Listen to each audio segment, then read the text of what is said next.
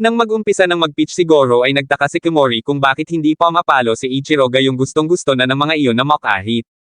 Maya-maya pa ay nakadalawang count na kaya sigurado si Kimori na titirahin na ni Ichiro ang bola dahil kung hindi ay may strike ito. Hindi naman nga nagkamali si Kimori dahil sa muling pagbato ni Goro ng bola ay na-foul iyon ni Ichiro. Natuwa ang dalawa pa nitong kapatid at sinabing ipakita lang nito ang attacking backfire pitcher killer from hell. Nagulat si Goro sa sinabing yun ni Saburo, at nang mag-pitch muli ito ay na-foul na naman iyon ni Ichiro sabay tanong kung anong nangyari kay Goro. Kung gusto umano itong mapaalis doon ay kailangang bilasan ni Goro dahil kaya nitong e-foul ng paulit-ulit ang lahat ng pitch kapag nasa strike zone. Doon napagtanto ni Goro na si Ichiro ang nakita niyang nagpa-practice sa batting cages kaya napangisi siya at sinabing masaya yun dahil ipapakita niya na may kakaiba rin sa pagpipitch niya. Ngunit sa muling pagpipitch ni Goro ay hindi pa rin ito nagawang strikeout si Ichiro kaya inisip ni Shimizu na nahihirapan si Goro sa kalaban. Maging ang tiyuhin nito ay napansin na magaling si Ichiro, habang napagtanto naman ni Kimori na kaya pitcher killer ang tawag ng mga iyon sa estratehiyang yun ay dahil inuubos yun ang buong lakas ng pitcher para mawala ang pitching style ni Goro. Dahil doon ay sinenyasan na ni Kimori si Goro na wag nang subukan si Ichiro at bumawi na lang sila sa second at third batter. Sinunod ni Goro ang gusto ni Kimori kaya nang muli itong mag-pitch ay nahit na iyon ni Ichiro. Ang sumunod namang pamwesto bilang batter ay si Jiro na siyang nagpa-practice noon ng bunting. Sa bilis ng kilos nito ay nainas na lang si Goro dahil nagagawa ng mga iyon ang plano.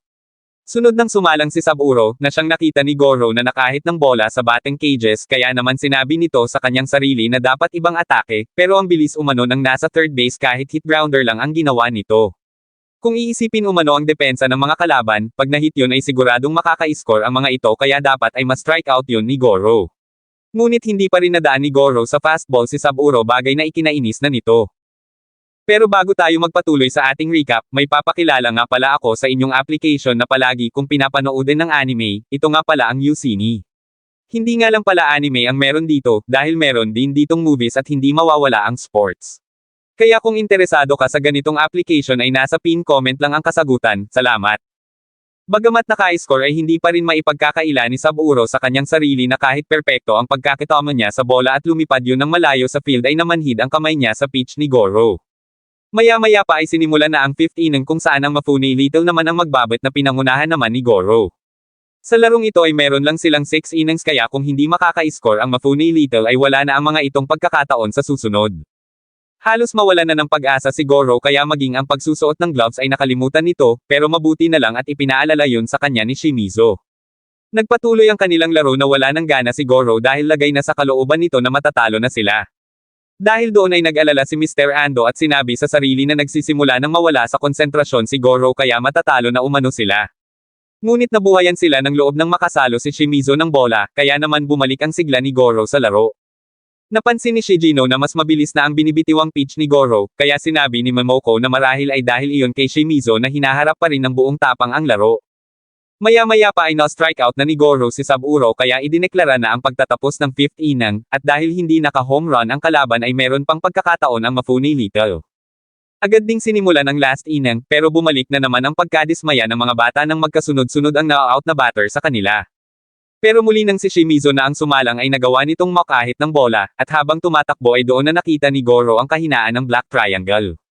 Agad yung sinabi ni Goro sa kanilang coach kaya bago pa man sumalang si Hasegawa ay nag-request muna ito ng timeout para sabihin na tumira ito ng bunt gaya ng ginawa ni Shimizu. Ayon kay Goro, hindi kayang kontrolin ng Black Triangle ang bola kapag nasa harapan lang iyon ng catcher. Bagamat wala silang kasiguraduhan ay sinabi ni Goro na aatake sila sa ibang paraan at magbabakasakali sa kahinaan ng mga iyon, sapagkat mas maigi na umanong sumugal sila kesa matalo ng walang ginawa. Sumunod si Hasegawa sa payo at maganda naman nga ang naging resulta. Mula noon ay nagtuloy-tuloy na ang magandang laro ng Mafune Little hanggang sa magawa ng mga ito na maipanalo ang laban. Sa tuwa ni Shijino ay napatayo ito kaya napatingin si Momoko, pero namula ang mga pisngi nito nang maalala mula kay Shijino ang dating fiancé na si Honda. Samantala, habang nagsasaya ang Mafune Little ay hindi naman makapaniwala ang ama ni Kyute na natalo ang Honmoko Little, sabay sabi sa anak na si Kyute na subukan nitong pag-aralan sa sariling kakayahan ang Mafune Little. Para kay Kyute ay magaling na player si Goro pero madali lang umano yung matatalo kung pag-aaralan nila ng mabuti ang pattern nito. Bagamat ganoon ang sinabi ni Kyute ay pinayuhan ito ng kanyang ama na huwag babaliwalain ang Mafune Little, sabay yaya pa uwi para paghandaan ang diskarte ng mga iyon. Ang nanalong team naman ay nagdiwang para sa kanilang unang pagkapanalo sa isang restaurant, at dahil iyon lang umano ang unang beses na nakapanood si Shigino ng magaling na laro ng mga bata ay inilibre niya na ang mga iyon. Habang nag-uusap-usap ang mga bata at si Mr. Ando ay ang pakikipag-divorce naman ni Shigino ang napag-usapan ng dalawang yun ng kuya ni Honda. Sinabi ni Shigino na kasalanan niya ang lahat dahil lagi na lang baseball ang nasa isip niya, at kung nagkaroon lang sana sila ng anak ay hindi sila aabot sa ganoon. Dahil masyadong naging seryoso ang usapan ay pabiro na lang na itinanong ni Yoshihiro kung may plano pa bang mag-asawa muli si Shigino. Nagulat si Shigino at natatawang sinabi na kung may darating ay bakit hindi, sabay ipinasa kay Momoko ang tanong na kung wala ba itong planong mag-asawa ulit kaya sinabi ni Momoko na wala pa. Maya-maya pa ay inihatid na ni Shigino ang mag-ina, at nang sila na lang dalawa ni Yoshihiro ang natira sa sasakyan ay napag-usapan nila si Momoko. Sinabihan kasi umano iyon ni Yoshihiro na mag-asawa na at kalimutan na ang kapatid niyang si Honda sapagkat meron pang bukas na naghihintay kaya dapat iyong magsimula na ng panibagong buhay. Sigurado rin umano si Yoshihiro na hindi gugustuhin ni Honda na palakihin ni Momoko si Goro nang nag-iisa at hindi mag-aasawa, kaya direktang sinabi ni Yoshihiro na si Shigino ang nararapat na lalaki para kay Momoko lalo na at nakita nito kung paanong suportahan ni Shigino si Goro.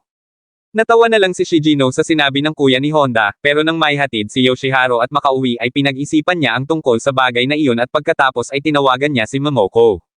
Kinabukasan, tinipon ni Mr. Ando ang mga bata sa kanyang shop upang ipanood sa mga iyon ang video practice na mula sa Toksuko West, at naroon sa video ang alas umano ng mga iyon na si Yusami Kyuta.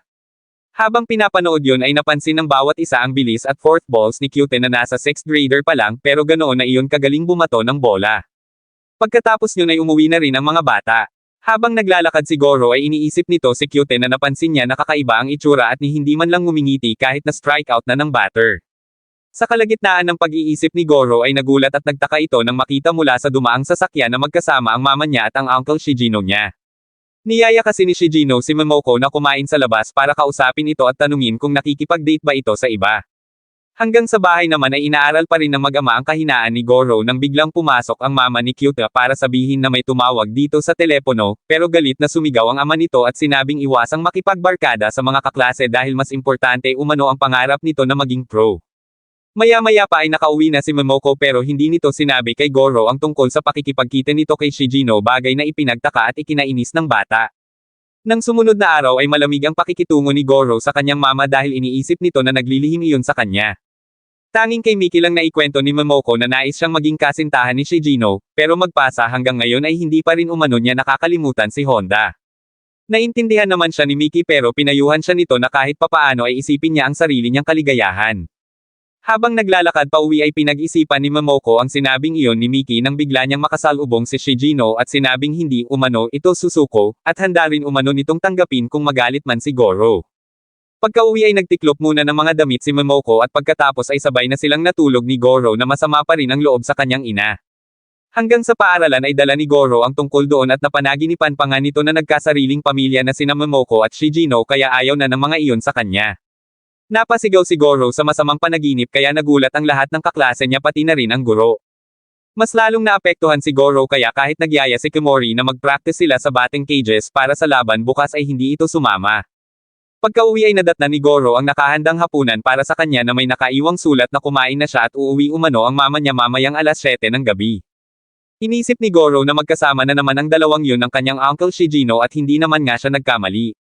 Sa isang restaurant ay niyaya ni Shigino si Momoko na uminom ng konti habang kumakain, hanggang sa napasarap ang kwentuhan at hindi nila napansin na naparami na pala ang inom nila.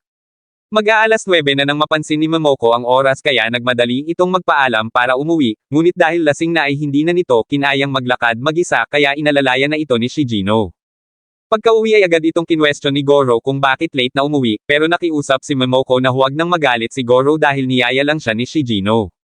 Naamoy pa ng bata na amoy alak ang mama niya kaya mas lalo pa itong sabay alis. Pumasok si Momoko sa silid at humingi ng pasensya kay Goro, at muling nakiusap na huwag na itong magalit sa kanya. Inamin niya rito na nakakaramdam din siya ng lungkot kapag inihahatid niya si Goro sa school dahil pakiramdam niya ay lagi siyang nag-iisa, sapagkat kahit ilang beses niyang kinakausap si Honda ay hindi iyon sumasagot. Napabangon si Goro at mahinahong tinanong kung may nararamdaman ba ang mama niya para sa kanyang uncle Shigino. Umamin si Momoko at sinabing komportable siya pagkasama niya iyon, tulad ng naramdaman niya noon kay Honda. Dahil doon ay naiyak na sinabi ni Goro na kahit maging mag-asawa na ang dalawa ay mananatili niya pa ring mama si Momoko. Napangiti si Momoko at isinigurado sa bata na hinding-hindi niya ito iiwan. Kinabukasan, tinanghali na ng gising si Momoko kaya nagulat ito dahil akala nito ay hindi pa nakakaalis si Goro gayong may game ang mga iyon sa ganap na 10:00 ng umaga. Gayunpaman, natawa na lang siya nang mabasa ang sulat ng anak na nakaalis na ito, at nakasulat pa na kung gusto niya si Shijino ay gusto rin umano iyon ni Goro.